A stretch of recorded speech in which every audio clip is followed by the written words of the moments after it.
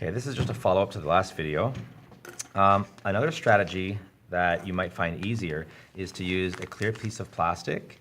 You might want to use like a Ziploc baggie, from a sandwich baggie, or a whiteboard marker, right? Or even a Crayola marker, anything that's washable, right? I think these are washable. Yep, Crayola markers wash off pretty good too. So what you're going to do is, if you're asked to rotate this figure, you can really use transparency paper to check and see, right? So you label your points, A, B, and C.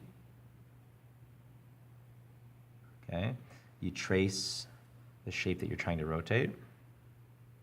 Okay. You find out the point of rotation, all right? And then you the one thing that's different with a transparency film or a piece of plastic, you want to include some kind of marking so you can figure out when to stop rotating, okay? And what I like to do is I just draw a little arrow, okay? Doesn't matter which way you point it. But some kind of arrow pointing up, down, left, or right. I'll just do this. So I know that I'm going to stop rotating when this arrow ends up 90 degrees counterclockwise. Now a clock moves this way, okay? So counterclockwise is the opposite way. And that means that when this arrow is pointing over here, that's 90 degrees counterclockwise. So I'm now going to rotate this piece of plastic until my arrow points in the right spot. So here I go. I'm anchoring my plastic, and you'll see, look at that.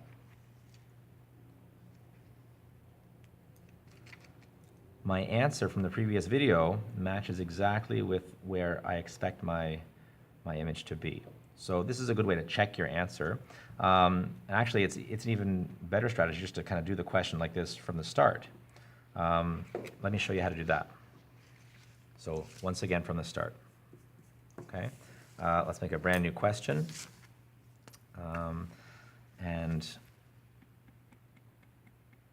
I'll just draw a rectangle or something, okay? And let's say you're asked to rotate this new shape. Let's just make it the same thing, right? 90 degrees counterclockwise about the origin, okay? And I'll keep the same origin there, all right? So here's how we do the same question, or sorry, a brand new question from scratch, okay? Transparency on top, step one, trace it. Be as accurate as you can. Step two, I'm going to label the points, A, B, C, and D. Okay, and my origin is there.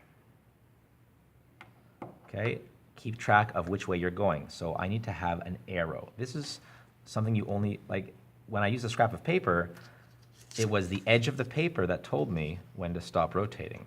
In this case, I mean, the plastic edge is kind of hard to see. So I like to just put an arrow somewhere on my paper, okay? And I will maybe just put it near the origin.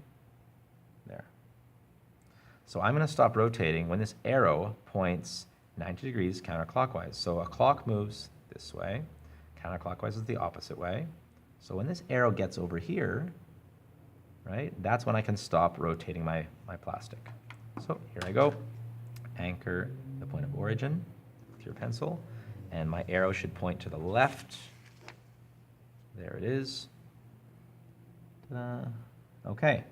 Now the last step is you just sneak your pencil or your pen under the transparency and you label where the new points are. So this is point B prime. And this one here, this was point C over here, right? Point C has now become point C prime. And over here, that's point A.